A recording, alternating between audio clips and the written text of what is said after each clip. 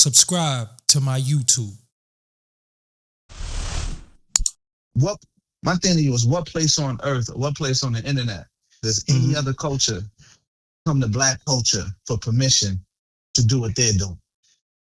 I'll wait. It doesn't exist. Right. We can't go to let's say an Asian community to ask them to tell them how to do their culture. Right. We can't go to a Jewish community and tell them how to.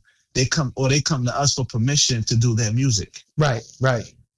We don't go to Latin America and tell them how to do Latin music. Right. Like, Black people have become the whore of creativity across the entertainment spectrum. Right. And our greatest ally and enemy is the same thing. It's money. Right. Those who understand the weaponry of money versus the utility of it, versus the psychological and emotional impact of a dollar. And the frequency of it. Yeah, the frequency of the dollar. Yeah. All of these things that in motion or are in play as soon as they step on the stage, or they step on the court, or they step in front of a camera. Right? We have become the whores of creativity. Unbeknownst to most of us, because we kind of feel like, okay, as long as I'm making $1, he's straight. People will say, but he got that money though. Right. And that's why so much things in the culture was able to slide for so long, because it justify the means. You understand what I'm saying? He was getting to that bag though. So I seen that. Yeah, I seen that. But he got to the bag. You see what's that? Because us dealing with the people that we deal with, right, for so long, you've been in it for a minute. We know who we know, right? We don't have to name drop. Right. We know the conversations. We know the conversations, and a lot of things got omitted publicly because nobody wanted to be a hater, disgruntled, or bitter, right? So niggas would just keep quiet, because the minute you say something, niggas look at your bank account and say, well, you broke. Fuck if he listening to you for? You know what I'm saying? We don't listen to broke niggas. We don't listen to niggas who ain't had a hit in a while. We don't listen to has-beens and all that shit. But a lot of people were telling the truth. You know what I'm saying? And the first thing that we do, a lot, I'm not saying all of us, right? But if you look at the culture as a whole, like the real core culture, the first thing, weapon of choice, again, in any argument in our neighborhoods and our world, is to invalidate somebody. Right. With what you just said. Right. I ain't listen to this broke ass nigga. Yeah. Now, let me ask you, when you look at, now this makes be a little bit far-fetched for the average person, right? When you look at any religious doctrine, prophet never mattered to a prophet. Right. But their story lived on forever. Right. Now, how many rich men did prophets come into contact with? Are we talking about the rich men, or are we still talking about the people? The prophet. Right. So now these are, everything has a cost, right? There's going to be checks and balances with all of these decisions that we making and not making. So just as cool as somebody may make an action, actions and inactions speak the same language. Right. And I think that what I'm seeing across the board is that's a major pillar. But also, we don't check credentials. Right, because think about this, right, bro? A motherfucker could be homeless, laying on the ground, and could tell you how he lost a house, but you won't listen to him. You'll listen to a rich guy tell you how he gonna get a house, but he never had one. But he never had one. See, I want to listen to the nigga that, how you lost that. And the person who's rich should listen to the person, how you lost it, because obviously for him to be homeless, he once had. You understand what I'm saying? See, we don't listen to who took the losses. And that's what I wanted from the podcast game. That's what I wanted from some of these guys who's in the culture, who experienced the culture on a high level, to be able to explain to people how they lost record deals, bad record deals, points, residuals, losing a pub. They're not doing that. They're telling grab-ass stories with one another like they're all still triumphant, when we know that you're podcasting because you can't get no music money no more. That's just the truth. That, or they never evolved. Right, that too. Like They didn't evolve in the rate. Right. If you think about it, no matter of fact, I digress. They did evolve, but not at the rate that would benefit.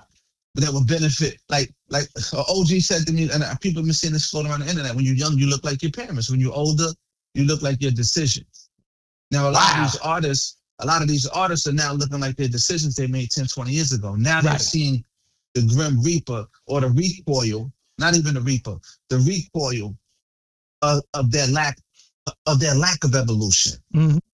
They still evolved, but the lack of evolution is showing in their practices. Right. And in their daily demonstration and execution. Right. But then you may have somebody who, once again, we'll measure about money, or we're going to measure about success or experience or knowledge. There's a huge knowledge gap between somebody who did it and somebody who didn't do it. Right. Like you had, like the pandemic was a spawning and breeding ground for predatory content, because people were selling packages for crypto. Next minute, they're life coaches. Another 5 minutes, these niggas are selling life insurance, or they're real estate agents. Right. You know, everybody was an expert and had all of these credentials. Yeah, it was and nobody checked nothing. And if we really, to me, where we at now, a lot of this shit started during the pandemic. Yo, bro, I'm gonna tell you something. I feel like the frequency of the universe switched during COVID, because that was so critical times, and a lack of information of what it really was. It did more psychological damage than it did physical, right? Because, you know, some people did pass away. Rest in peace to all the people who did pass away. But people didn't know how to treat these people, because how you had all these people pass away, nobody was passing away. That means the first wave or two, they didn't understand how to do it. That happens with everything, right? But see, now you have people living in the crib together, and a nigga cough, and you would look at somebody you love like, yo, don't be fucking coughing over here, man. I ain't trying to die for you. So that made us question everybody. Everything. Right? So I dressed like astronauts, right? Motherfucker, they really told us stay 6 feet away. They told us we wearing gloves, but then we touching everything with the glove. We rinsing off plastic bags. It bugged us out. So what it did also, though, bro, and this is very, very vital, it made us selfish. It made us say, yo, I'm not dying for this nigga. I'm not dying for her. Yo, I love her, but she gonna have to sit in that room and die by herself. I slipped some shit under the door, but I'm not going in that room. And that changed how we viewed everybody. It made us more selfish. And it's a bunch of money. So you gave a bunch of motherfuckers who don't care about each other a bunch of money, and it made niggas selfish, because now a nigga just got a little stimulus package. A nigga got a PPP loan. So that car he always wanted, he could bust out with that now. And can't even go nowhere. Nowhere. Dudes who never been to Miami in their life, bro. Flights was $30, $50, some crazy shit. This is half of the hood. Niggas was risking their life to go to Miami to be on South Beach. Nigga. Right. We saw niggas risk their life over a flight. Word, chicks getting BBLs. Some Air Force Ones. Niggas had some crispy Air Force Ones on. And they was able to do them outside. And niggas during COVID being outside was rebellious. Right. Exactly. Yeah, because it's like, fuck it. But then that's when them cliches and them slogans came out. Right. Life's a bitch and you die, YOLO, and all them shits. But what we never factored in is that things were going to go back to normal, right? But it did so much psychological damage, because the niggas who was able to buy this exotic reefer had to go back to selling their jewelry now. They can't get this zips or all that shit no more. And it built up a lot of resentment. Then it was good for everybody. It was good for dudes like me. It was good for a lot of people, because everybody had the money to spend. But then the money dried up. When the money dries up, now it's like we live in post-apocalyptic now. A post-apocalyptic. We need right. So COVID-lyptic, right? So now, man. Yeah. So now, a gallon of gas is worth a lot. Because remember, we was gassing the car. We was doing all types of shit. We didn't know. We thought niggas were going to turn into zombies and shit. We didn't know what was going to happen. People got rich off of selling toilet paper and gloves during COVID. Yeah, yep. Niggas buying all the steaks and shit. Yeah. Right. People got rich off of giving out bad advice. Right.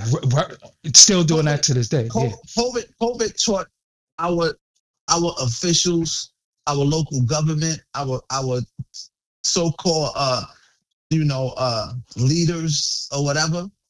It gave them so much data on behavioral.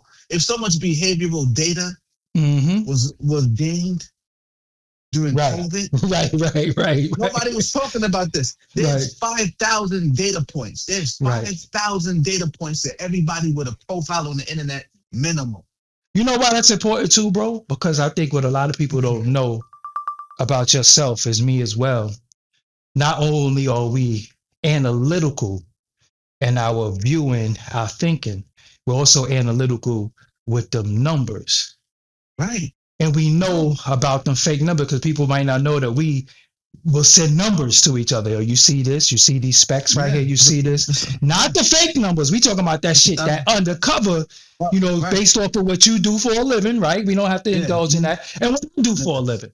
So we know these numbers are important. So that's what I be trying to tell people. Yo, y'all better stop believing them surface numbers because that's the shit that got y'all going crazy. Remember I said to you one day, I said, yo, bro, what is this NFT shit everybody keep talking about? You was like, yo, none of these niggas know what they talking about. You was like, yo, none of them know what they talking about. It's gonna die. I said it. You said it. And you said it 4 years ago. I said, yo, because it's not functional. It doesn't fix a problem. I said, any technology that has ever sustained the test of time in humanity always was a solution to a problem, or it was not even just functional. It was a functional application. And I'm going to continue to say this. Art has always stood on the back of technology. Technology don't need art to thrive. Right. So what are we seeing now? Right. Art has now become submissive. Right. Art, I don't care what nobody talking about. Art has totally submitted to technology. Right.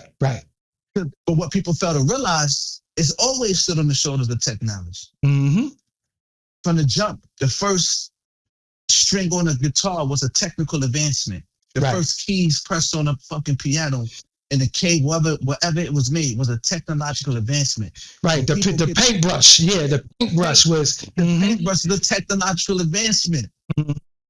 So with each advancement, the people that don't want to adapt are the ones that bitch about it. Right. Because I don't want to change. I don't want to learn something new, right? Because I've gotten money this way during so long. Right.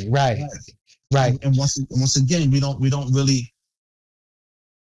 It goes back. We didn't check the credentials, man. Right. We didn't check the credentials along the way of what was really happening in these arenas, man. Like, so you had so many people that just said, "No, what effort?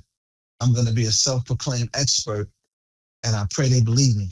Right, but see, now I'm gonna be a self-proclaimed expert because when a person walk in with a white coat and a name tag, you automatically in a stethoscope, you think he a doctor. Yeah. Right. It's a book about that too. Well, that's crazy. It's a whole article. It's a whole book I read in college about that. Right. And it's called the original word is called trappings with an INGS. When a person has the trappings, meaning that they have the look. It was like talking about when they sold commercials back in the days in the 70s, 60s. It was a doctor that put on a coat. Nigga was never a doctor. Right. He put on a coat and told the American public this is a good medicine, or whatever he was selling, and the public bought into it. The good doctor. The Surgeon General shit. Yeah, Surgeon General says. Right. Yeah. The Surgeon General.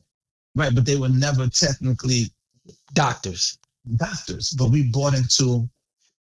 If I came in a barbershop with an FBI jacket on and a badge, you FBI. Yeah, you FBI. You Nobody's FBI. going to check the credentials because you look the part. You look like the part. Right.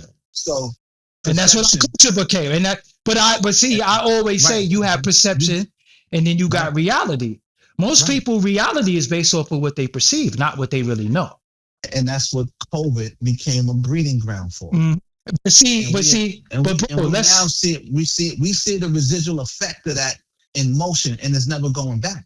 But let's take it before COVID. It's always been like that because as long as a motherfucker look the part and dress up a certain way, you know, like we finding out, like, respectfully to him, we didn't know Dame Dash had fucking fake teeth. That shit is like something minute like that. And all this time he was a cakeaholic and getting to this bread and all this shit. Nigga ain't even have real teeth. You know what I'm saying? You would have thought Dame Dash had a better dental plan.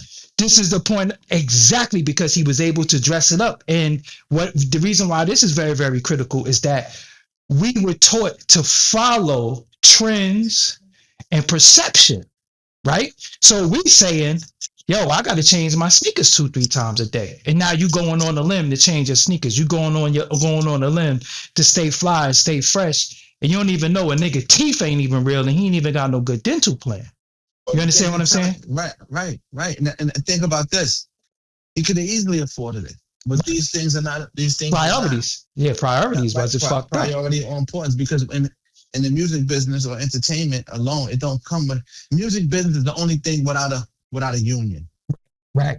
So people will continue. Certain parts of entertainment won't have a union, so people can pirate it because it's so resourceful. Right. It can.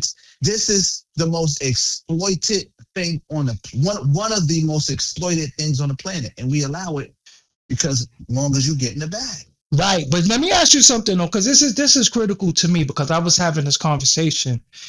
And when did everything become content? Like, what's sacred anymore now?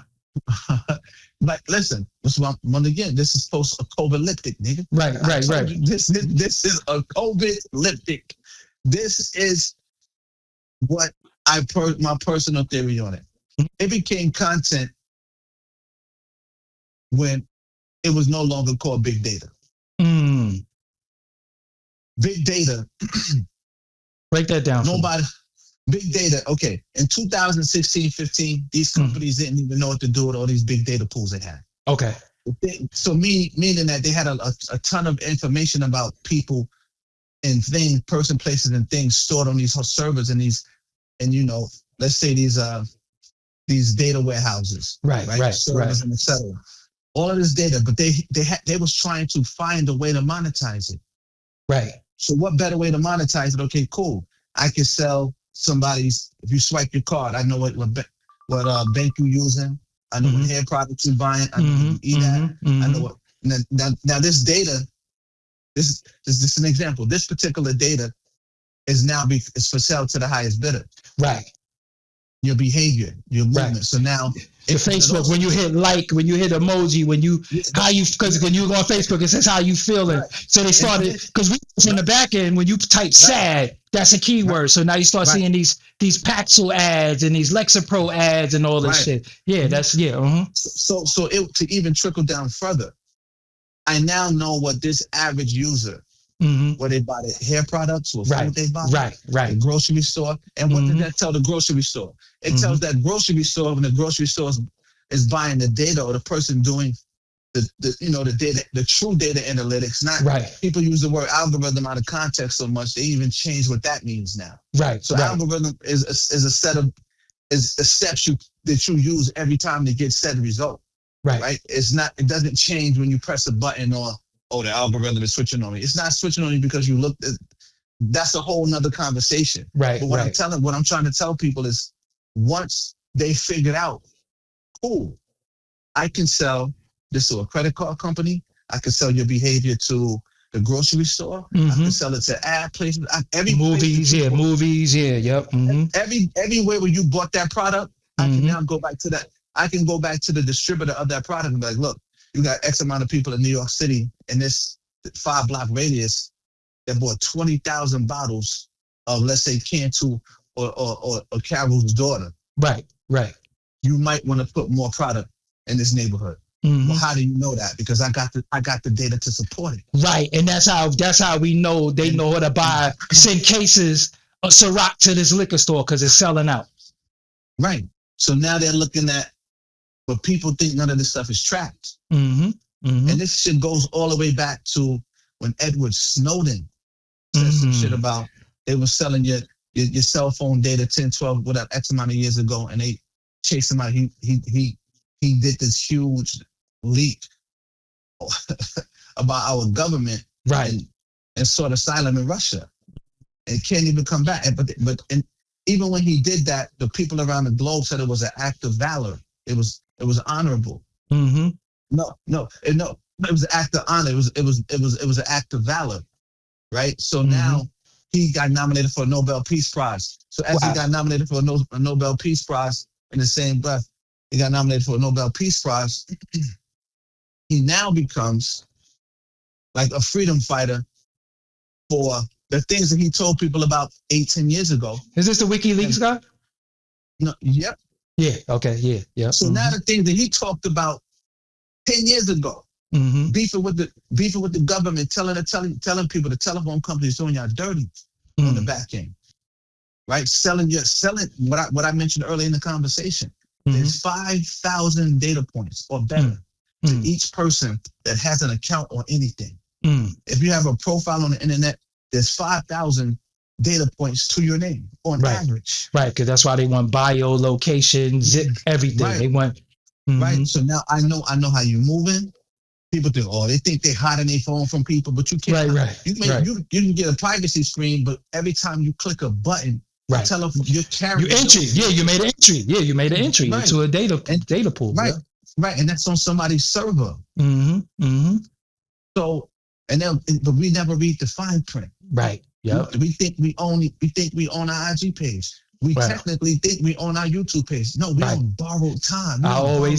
You know what I've been telling people too? I've been telling people I do not own the platform. I just got an outlet on the platform. It's not my platform. Right. So I do what I got to do within the TOS, terms of service. So it's certain things that I can't say, won't say, because it violates the terms of service of their platform. So when niggas be like, get off my page, get off, that shit is not yours, bro. And when you think about it, as much as people don't like the Orange Man, I'm not a fan either, right? If they will take the so-called leader of the free world, with the page, what makes you think they won't take your page? I told this dude, Matt Hopper, the same thing when I sat up there, like, bro, you talk about these numbers and all this other shit, like, and poking your chest out as if that means something. Right. You don't own anything. It's not yours. Right. You're on borrowed land. You are an indentured servant, brother. Like, I get you. You got to the bag and you did X, Y, Z, but understand at its granular level, you don't, they can hit a button and this shit is going to wipe it out, because they do it. They did it. I mean, it's been data breaches. It's been data. It's been data breaches. So when you wondering how this loan people is calling you saying you need loan, or they looking at all your shit, they done seen that you popped right now. Yo, you need some money. If somebody has sold your data on the back end, something about your behavior, your behavioral data, behavioral data became more valuable on the planet Earth than natural resources. Wow. It's sold at a price higher than the way you behave is more valuable to a corporate company than a natural resource. That became a new natural resource. It became right. So that's when, I know I'm talking a lot about, but this shit, that's when people need to look up. Nah, they know. They say it again. They need to what? Cambridge Analytica. Okay. Cambridge Analytica is what Orange Man used to win the first election. He teamed up with these people, and you know what they did? They weaponized Facebook. They was putting what they call honeypots. It's sweet spot information on the internet where they put things that are not true, but it sounds sweet to certain people, and people want to do it. Like now, like they do now. You got a lot of clickbait. You got a lot of fake titles, and I'm like, yo, y'all don't see that this shit is fake. I see dudes lusting over AI women now. This, you can't see that this is a fake woman, and I see dudes in the comments like, oh, I love you. Oh, I wish I could kiss your feet, and I'm like, yo, that's not a real person. You know what? The fantasy, but this goes back to go back to media, go back to Demolition Man, truthfully. It's like Right. Like the Demolition Man. Well, everybody's like Doctor Strange in the multiverse. Yep. Remember Simon Phoenix, right? Demolition Man, they had on the Oculus back then. Right. Right. They was already in the multiverse. Right. And they ain't got to give you the glasses when you're staring at a screen. The glasses now, when you're looking at the glass through this, you're looking into the glasses. You ain't even got to wear the glass. Yeah. So that's even more dangerous. You don't even have to physically put the glasses on, because once you look at your phone, you're staring at the glass yourself. And you're addicted to that phone. And you're addicted. The dopamine that you get from scrolling. Yep. You start doom scrolling. It's like, look, and even jumping from app to app. So I noticed for owning a website, you got something called page views, right? So right now, on average, a person might be on Facebook and gave Facebook about 10 to 20,000 page views a day. One individual, because you're looking at this page and you're looking at this page and you scrolling here, you scroll there. All of that is an analytic. Every word you type is an analytic. That's how you get trending topics. That's how you get trends. This is what's trending right now. Then they got things that they create that's trending and you believe is trending. So you partake in what they put is trending. Right. You partake even more. And even to add to that, you look at your iPhone, it'll tell you the usage, screen time, etc. That still is sold to the highest bidder. It's not private. Right. Apple is going to share that data with somebody. They're not just collecting how long you on the screen to show you. If they showing you, what make you think they showed it to you for free? Right. So you're not thinking they're going to share it to somebody else for a price? Pay for it. They got to pay for it. They got to pay for it. They got to pay the storage. Storage, the money's in the storage. So this person was on IG for 5 hours today. IG, look, we're going to show this to them. This is what you need to know. This is what they was on. IG then collects that, looks at what they're going to show you, and people think it's an algorithm. When it's algorithmic, but it's not algorithm switching mid every time you hit your thumb presses a screen or a button. Right. So I think that, in these conversations, there's a lot of like moving pieces, but ultimately what we think, our privacy. There is no privacy. There's no such thing as privacy. Our privacy has been compromised a long time ago. Been compromised, but we happy with giving away the privacy. Right. That's how there was the above question. When did everything become content? Because of the data now, and because of the exposure, and because of the clout, and because of, hey, look at me, I'm an asshole over here. I'm an asshole over here. I'm trying to out asshole everybody. I'm trying to, and I remember it was a particular point where we used to not want to embarrass our friends, family, loved ones, children, elders. But now, it's content now.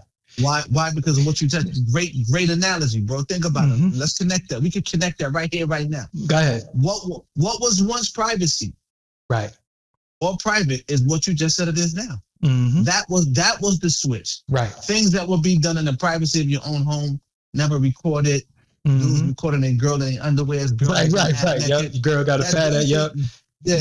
You slapping your son in the face. You willing to abuse your kids for content. People, they're disciplining their kid on camera. Put your dog in the ass for content. I'm going to film myself feeding the homeless for content. Right. Wow, and then look, bro, and then tell people they need the money. Right. What I'll do, I'm going to go do something nice for somebody, but I'm going to film it. Right. To put it on my page so people know that I'm a nice guy. Right. Today. It's right today.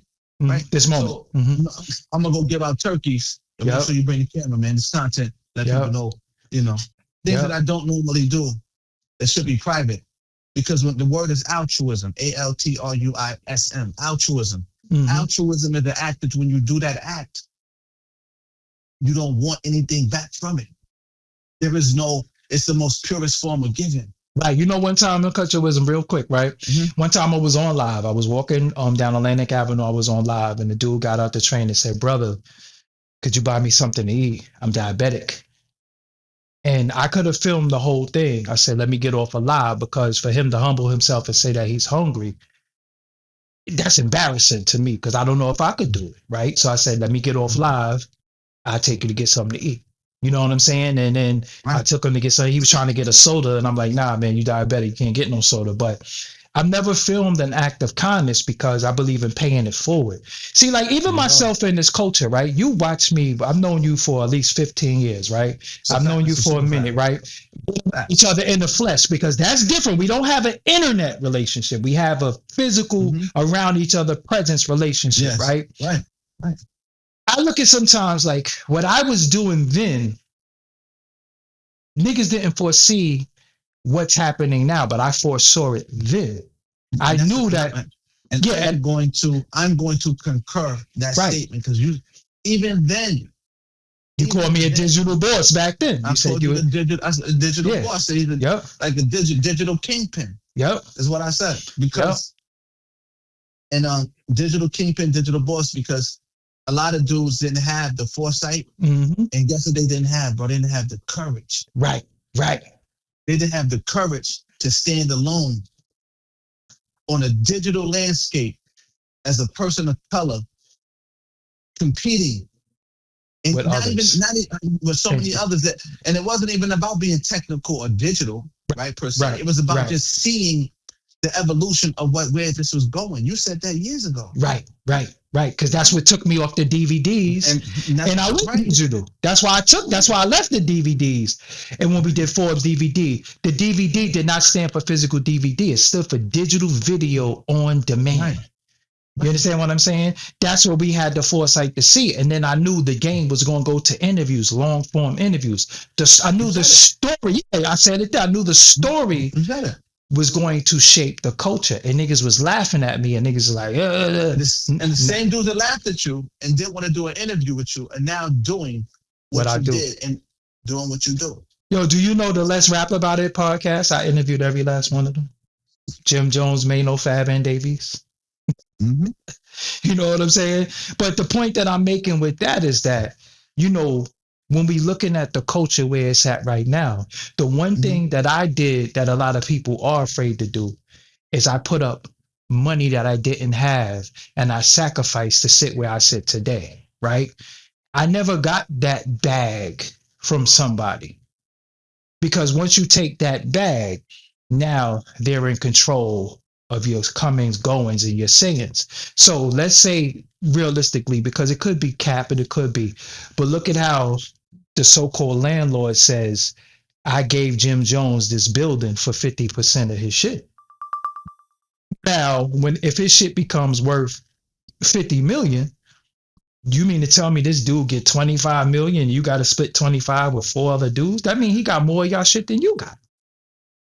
You understand what I'm saying? But this is what this so-called landlord said to 50 Cent. I got 50% of his shit, and he owed me like 180,000 in rent and all this shit. You understand what I'm saying? Now, I never experienced none of that shit. Of course, I didn't get the views, the like, but I don't have platinum records on my resume. I don't have thousands of fans and all. I don't have all of that. But one thing I have is my independence, and I put my own money up, and my name is my name, and I made my name from me. I didn't make my name from other people.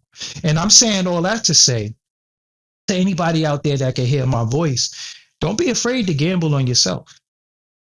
Never. Don't be afraid to invest in yourself, and your biggest project. And you can always retool. You like Lego. Time you could take a piece off and put a piece over there. It's a whole different house now. Some of these guys that you follow and you influenced by, they already finished. They're already finished, because you're always going to look at them like this. Regardless of what they do, they cannot rebrand themselves. They can't. If you hated them for something, you always going to look at what you hate them for. You know what I'm saying? If you love them for something, I don't give a fuck, because respectfully to like a person, no matter what he does, he's Ice-T in every movie. We don't even know the nigga real name. Think about that shit. He's Ice-T. And then we might be like Detective Tutuola. He might be in a whole fucking love romance movie. We'll be like, yo, his government name could be Jerome, far as we know. We don't even fucking know. That nigga's just Ice-T. And guess what? And we don't even care. Why? We don't even care, yo. Because what we've been taught, the conditioning of the human mind, right, is the most, bro. It's the most sophisticated form of the way they did people out here, bro. has been the most sophisticated form of racism that has ever happened in the existence in this anatomical version of human beings. Let me give you some deep shit. And let me give you some deep shit about racism, right? Yo, it's crazy. Black men as ourselves got the nerve to get into classism. Got the nerve to be thinking we elitists because we got a 0 or 2 extra on our bank account. Ain't that some shit? We have the nerve to think we could be classist with other people from our same background and culture because we did a little bit more. We got the nerve to look down at motherfuckers. That shit is amazing to me. Well, no, but this is the point. We don't want to, because that's all we've been taught. Because every time we looked up, when black people look up, they praying to God. When we look down, we was taught to look down on who? The same. Nobody, I said, I don't care, bro. Nobody like to enslave black people like black people in today's world. Right. You're absolutely right. But the way we do it is not bondage with chains and whips. It's control. Right.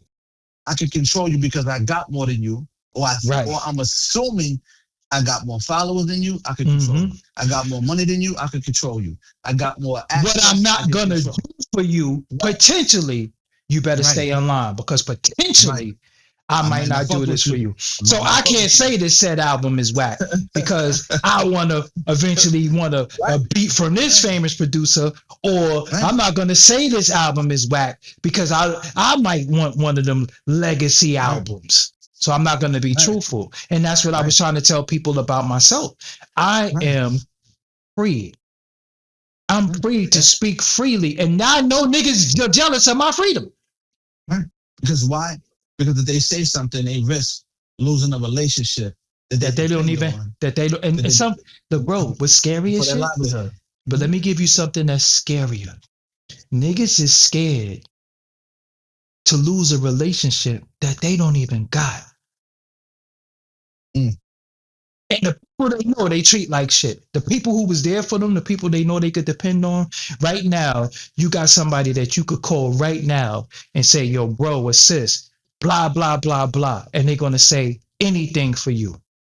And a person will say, fuck that person for the potential of another person that they look up to. Because we made people our God. We made money our God. We made potential and promises our God. That's why no nigga can tell me what he gonna do for me, nigga. No, I know how to do that myself, nigga. You can only assist me on my journey. You can't do nothing for me. Right. You can only partner. Like, you can't even sign me right now. You can only partner with me. You said it. And guess what? When we got the Sean Combs of the world, right? Sean Combs, because he ain't the only one like that. Right. He's the one that got exposed. But it's about 20 of them. Right. That's right. It's a bunch of them running around. So out of fear that he could be the sacrificial lamb that, he became intoxicated with that said sober. But what we're talking about, as far as like that land of promise, that land of milk and honey that I'm going to give you. If you do this for me, I'm going to do that for you and never get it. But as long as I keep showing you that I have it, you see it's over here behind me, right? Right. Yeah. You keep listening. I'm gonna let you over here. Now come on, let's walk west. Even though you need to go south to get to the land of milk and honey, he's gonna say, no, let's go east. We can come back over. We can come back over here and we handle this. Yep. This is how, that's why like I said, entertainment can't have a union because now those bad practices will be held. Somebody got to be held accountable for their bad practices. Right. Somebody be going to HR with this shit. Right. But now who's qualified to be the HR now? See, that's the thing. Who's qualified to be the union who did not take place and indulge with playing the game? Right? Right. Because we didn't know, bro. We didn't know that. We didn't know that them late night studio sessions when niggas was in there and niggas bring chicks in there and 4 or 5 niggas fuck on 2 girls, niggas didn't know that wasn't the right thing to do because that was industry standard in practice. You understand what I'm saying? Right. This is what they learned. You learn to go to groupies and fuck in every state and leave kids over. You didn't learn that wasn't the right thing to do. You understand what I'm saying? You didn't learn that. I was just having this conversation today that you didn't learn that in the 90s when everybody was smoking weed and promoting weed and liquor and beer and all that shit and St. Ives and all that shit. You didn't learn that when you was 15 and you started drinking and now you 50 years old. You didn't know that you was going to need a kidney and a heart and your lung was going to be bad and your liver was going to be fucked up because you've been drinking for 35 years. Non-stop. Nobody, for 35 years, literally. Nobody told you you can't do this for the next 35 years. Nobody told you that. And guess what? And then you graduated. And if you told them, they won't believe you. Right, because you ain't got on a white coat. Because you ain't got on a white coat. And it goes back to what we talked about earlier, bro. Mm-hmm. Because we went to other people to tell us how to do our culture. And that's what they like. That's what they was paying us for entertainment. Our dysfunction. Our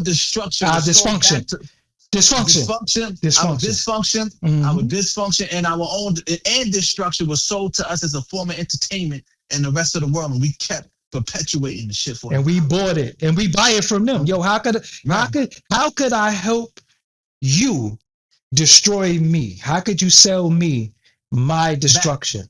Back to my people. And back to myself. Because I'm the sacrificial lamb of it all, right? Mm-hmm. So I'm gonna show them via me how much Buddha I smoke, how much liquor I could drink. Right. How much chicks I could fuck. And then, you got a lot of dudes out here secretly that got the monster or got herpes or got STDs that's incurable and we don't even know. And won't say a word. Just passing that shit around. Be super active on them and they gonna keep rocking. Yep. And we like, damn, that nigga got skinny, Ozempic. No, that nigga got that Batman forever.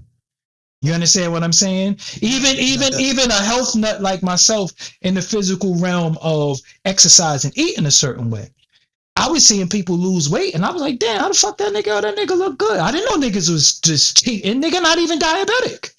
And he just taking Ozempic to cheat. I got pissed off at that shit, just like every woman should get pissed off when she know that she went in there and started eating a certain way and bust her ass in the gym, and this chick went and got a BBL, and then after she wore the faja and all that shit she needed to wear, was acting like she was a fucking gym instructor. You should be offended by that because you did it the right way. And that's where that influencer shit comes into play, because they influence you to do what?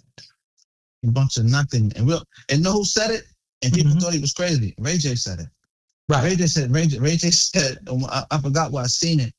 This nigga said, yo, my positive channel gets no views. But long as I'm doing something belligerent or something crazy or talking stupid, that is going to get me paid. He said, anytime, he said, they won't suppress that. Right. On the platform. Right. They'll let that rock. Ray J spazzing out. Ray J drunk. Ray J said he took it. He did something to somebody. But anything wild and extreme, they're going to let that fly. If you haven't noticed with us, is there a form of let's say digital intrinsic bias happening? Because hell yeah, it seems like when we doing buffoonery, we get rewarded with people seeing us. Right. And sometimes it's not even monetary. Sometimes it might not even be monetized. But we get the money. No, the money is exposure now. The virality of it. Yeah. Right. When I could go outside and niggas say, yo, you crazy. Because again, I come from a place where go outside and niggas say, yo, you crazy. Yeah, because listen, it was a point in time, bro, where the motherfucker was crazy. They come get you, take you to Bellevue. Where you from the town? Niggas will come get you. The niggas out here wilding. Then it became a time. Now they're gonna throw you in front of the camera. Mm-hmm. Now you content. See, it used to be a point. Niggas out here bugging, everybody was scared of the crazy person. Or the crazy man live on the fucking 14th floor. He sleep in the hallway. Everybody know about the crazy man. You understand what I'm saying? Now the crazy man is on camera. And it even became a prisoner for artists that have something of value to say.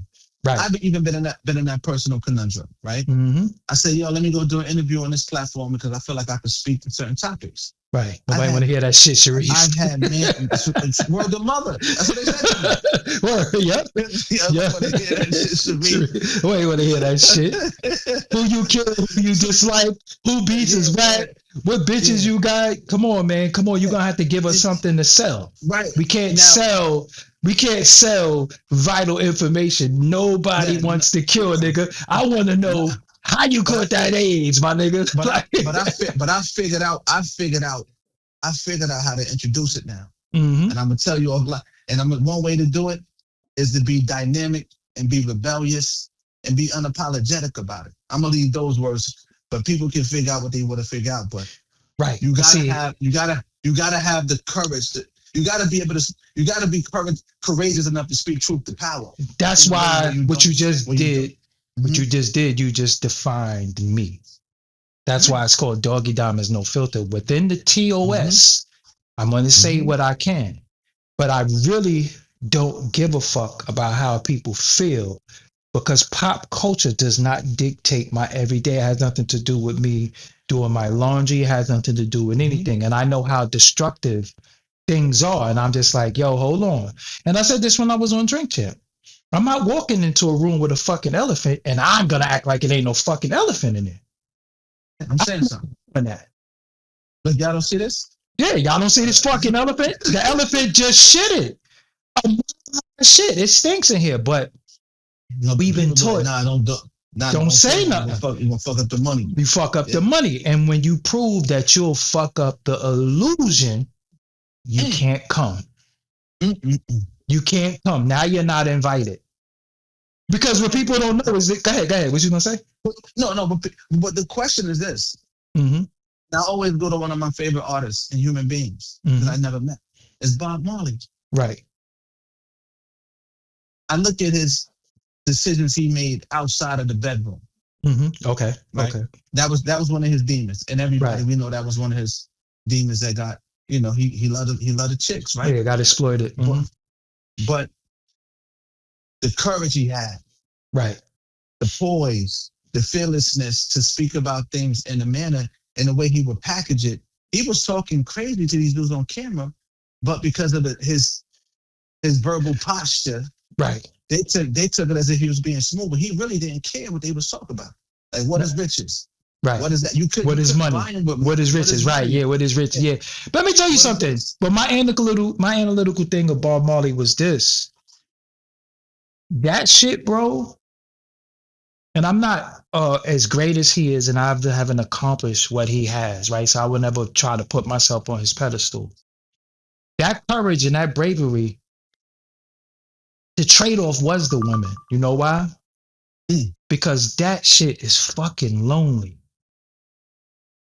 Being the truther, bro, is fucking lonely, because even the people that love you sometimes say, I don't think you should have said that.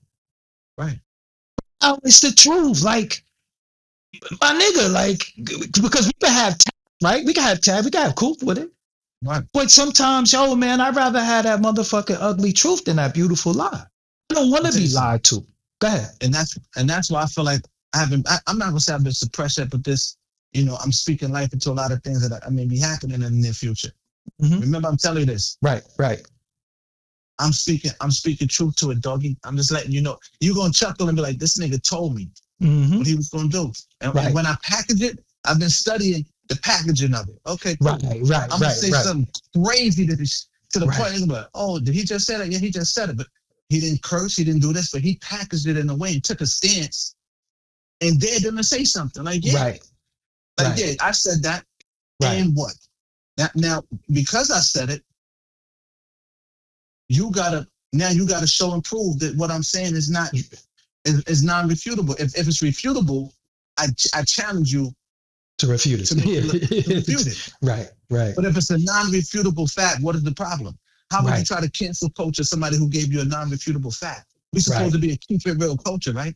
But why you ain't keeping it real with your people? Why you ain't keeping it real with your homegirl when she out here whoring? Why you ain't keeping it real? But see, this is the thing. This is where, as long as the dollar. Right. The dollar. Right. The truth gets omitted when the lies rewarded. Right. Between a dollar and a filter. Right. Because before it was just dollars. Now it's a filter. Right. Right? It's a filter on top of the dollar. Right. So now I got the money, and I'm going to throw a filter on myself too. Mm-hmm. No fun. You don't have no filter, right? It's no filter here. Within the terms of service. Within the terms of service. You know what I'm saying? Within the terms of service, yo. So what I'm seeing around here, man, is coward culture, and girls can be cowards too. Definitely. I think, you know, it was a particular point where we had, because, you know, most black women, and I'm going to say this respectfully, because I'm not really a red pillow or a woman hater in no way, right? But it was a particular time where black women, most of them think they are witches, right? With the tarot cards and the crystals and the fucking zodiacs and all that shit. That's the average black woman, right? It was a magic that black women did have that they lost and that they gave up and they relinquished because it wasn't being rewarded. They didn't stay the course, right? And it's almost like how, you know, sometimes with us, like, yo, man, fuck this positive shit. I'm gonna punch that nigga in his face.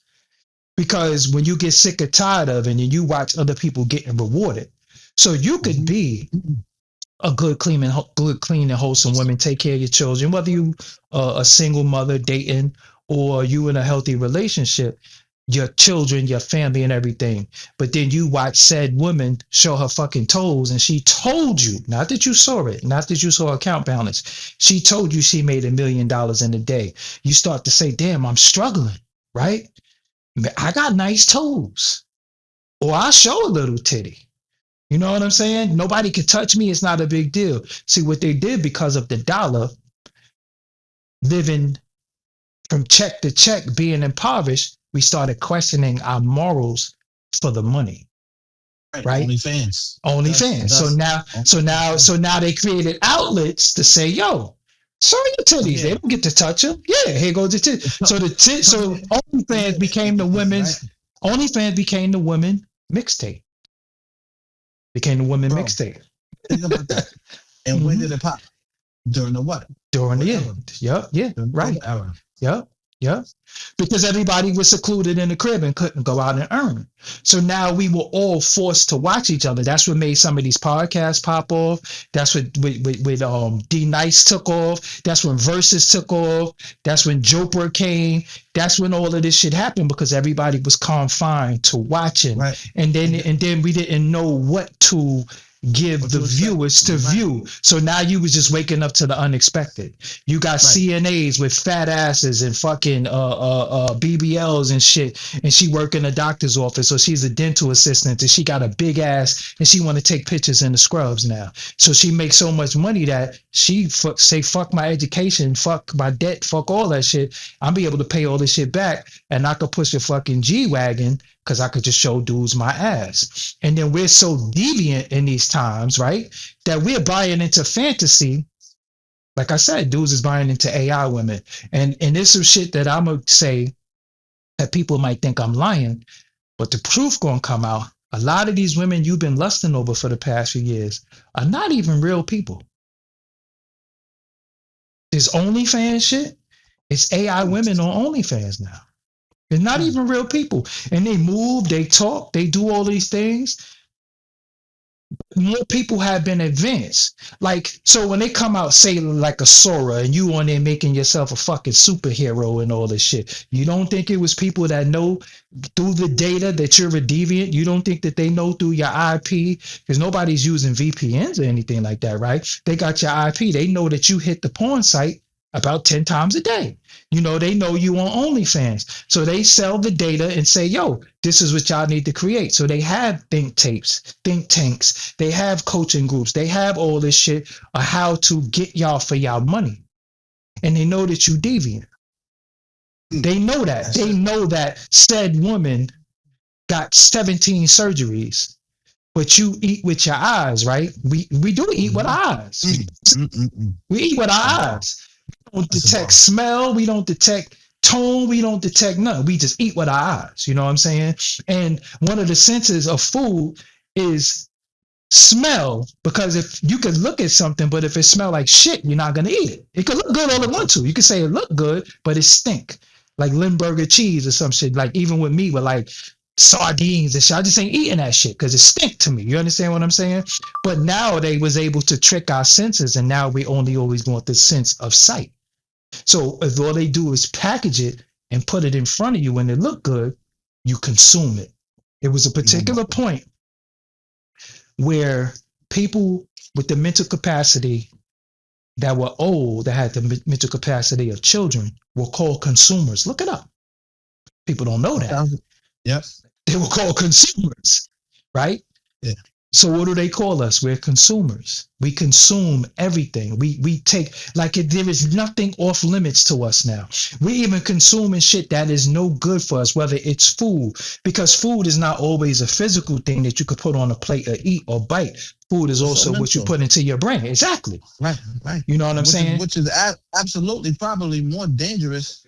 It's dangerous because now we deal with psychological, because now we look at shit that's detrimental. We make burner pages to look at our ex. You understand what I'm saying? We do shit that's going to psychologically fuck with you, but you need that dopamine. You need something to justify your anxiety and your depression. So you will look at your own demise. Me, that's why I block people. Well, I block people. Not that you did something to me that I don't like, and nigga or broad, I don't even want to fucking see you. I don't want to see you. I don't want you to pop up on my algorithm in no way. I don't want you to pop up on my feed, my timeline. Once me and you are done, that's it. Don't be like, oh, he blocked. Yeah, I blocked you because I don't want to see you, nigga. And I also don't want you to see me happy. I don't want you to see me flourishing. Because that same evil spirit that you kept trying to put on me, that I succumbed to from time, I broke free from that. So I don't even want you looking at my fucking picture, nigga. You might have an altar in your crib, paying to your motherfucking evil gods, hoping that, because... Hoping I fail. Hoping I fail. Because everything good is God, everything bad is the devil. So if a nigga wishing bad for you, you think he praying to God, I hope you kill him? No, that nigga talking to the devil. You understand what I'm saying? And I don't talk to the devil when I want something bad to happen to somebody. I do that shit myself. That's why when shit be happening bad to niggas, I don't be like, it's unfortunate. Shit, I wanted to kill him. I'm glad, I'm glad that I didn't, because I was going to go to jail. But it's kind of fucked up that the nigga got into an accident, because I didn't even get to punch him in the face. I'm mad. You understand what I'm saying? So that's why when I be saying to people, I be like, yo, I don't wish the nigga bad. I don't wish the nigga well. I don't wish shit for that nigga. That nigga don't exist to me. Go ahead, though. Yeah, but in conjunction with that, man, like, that has become such a norm. Like, when we function in that. And I don't think it's going to stop, because I think it's going to get worse. It's get worse before it get better. We got too much access. We got too many snooping tools. We got things to really spy on somebody that, it's so crazy, right? And this is just such a psychological thing. Bro, you know what you know. You could see everything that you needed to see. You could have confirmation. And it just ain't good enough for you. Because when you take it out of the virtual realm, and then you ask in the physical realm, the physical will lie to you and tell you you just didn't see what you just saw. And you so psychologically fucked up. This is what this does to us. We will believe that we didn't just see what we just saw. Right. Because that's what society is. Society is that you see something and you got confirmation, and motherfucker be like, yo, you didn't see that shit. And guess what happened? Mm-hmm. They put a person in office who displays that same behavior you just said. He know that we see what happened. Right. Get on camera and tell you it's the greatest thing that ever happened. And you're like, bro, that's not the greatest thing. But yo, to God and country. Right. And we'll sell it to you. Sell it back to you. We watched Rick Ross go to Canada and the nigga swing on him. And he said that nigga did not swing on him. It's the fuck he did. Nigga, what you think we didn't? But that's why you have things like AI. So now people are seeing shit that's real and saying it's AI. Yo, bro, I could tell the difference between AI and reality. I can tell the difference between the two, right? But what did my man Curtis Schoon said? I got to get the quote, because he said white privilege is given white people the benefit of the doubt and giving black people nothing but doubt. I'm fucking it up, School. You my bro, but I'm fucking up. But he said that it's something like that. White privilege is just given, but it goes back to credential. It goes back to, and I'm tying it back into our above conversation that we was having before I started hitting record. If said person says, this is how you do this, if it's a black person, we just not going to listen. If this person says this in a culture that they know nothing about, they don't have no studies, they don't have nothing, they're not even experts, they will get to listen and the nod before one of us do, because they're supposed to know, because we're just taught not to trust each other, right? And we're taught that niggas don't know what the fuck they talking about, right? Now think about this, right? If a dude with a briefcase and a suit walk past your car, you gonna chill. But if you see 4 dudes with shiesties walk past your car, you gonna lock your door. Why were you taught? Because you've been brainwashed to think the 4 dudes with shiesties are up to no good. But the dude with the briefcase and the suit is on his way to bank to deny you for that loan later. You don't even know that shit. He had to sign off on some shit. Yeah, he had to sign off some shit and it was like, nah, you don't get no loan. I don't like his credit score. You understand what I'm saying? And this is what, but again, it's still all in the package. It's still all in the perception, and it's all of what we think we see. And we've been brainwashed into what we see and not what we know, right? Yes. And even what we know, they'll tell you, you don't know what you know, and you didn't see what you just saw. And that's the greatest trick that motherfuckers is doing right now. And they're using digital, they're using social media, and they're using people who are becoming professional liars, because now the lies and there's a profit in the lie now. Bro, think about it. People have lied to themselves about being, life coaches had to be one of the number one scams ran. In the last, they like being shambles, but they won't coach your life. You know why? Because they know if I didn't show it to you, you ain't got nothing on me, right? You're not gonna see nothing. Yeah. So what I noticed in this whole debacle, man, was like what you just said. Like the lie became so prevalent and so believable, and people didn't care if the truth was ever revealed, because I sold you the lie at a higher price. Yo, let me give you something before we go, right? Because you know me and you, we'll be on here till like fucking 3 in the morning. It was a particular point where Quavo bought the Sweetie chick a Lamborghini truck.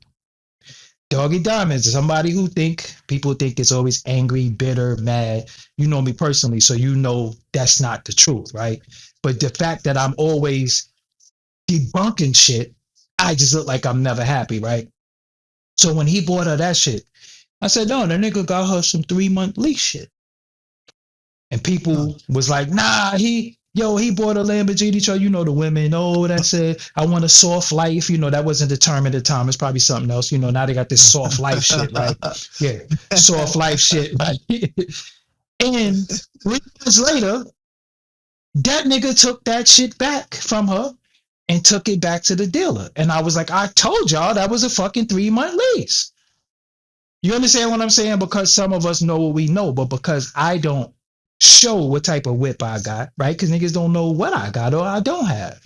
I'm just not a shower. You know what I'm saying? Like, I'm still into privacy. I'm still into having things for myself, because if I give you everything that I possess, what do I have for me? You know what I'm saying? This is not the Truman Show. And people's lives have become the Truman Show.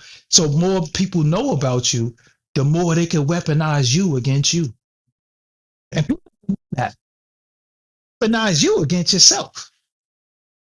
Because what is it is motherfuckers that was like, you had said, or what about when you, and it's like people will start knowing more about your life than you think you know about your life, right? And I always tell people, you know what I always tell people? Yo, you know you don't know me, right? I always got to remind people every day, yo, you know you don't know me. But bro, you know we talk to like tomorrow and shit. Yes, sir. We gonna do this often. I'm with you. Album coming. Album out now, right? Album out now. Yeah. It's an album now, The No Soul Left Behind, with my brother Arsonist. You know what I'm saying? And the Heat Makers. Okay. And you already know we got that other something album coming soon. So when that come out, but we gonna do this often for people because people need to hear different information from a different point of view. And you know, I think we both articulate enough to make it palatable for people, for the niggas, for the ignorant, for the fucking intelligent. You know what I'm saying? Add the motherfuckers so the ignorant motherfuckers hear us. And you know, we able to speak to everybody. And I think that's important too. Let me the last I'm gonna stop recording because I did want to ask you one thing. Let me stop.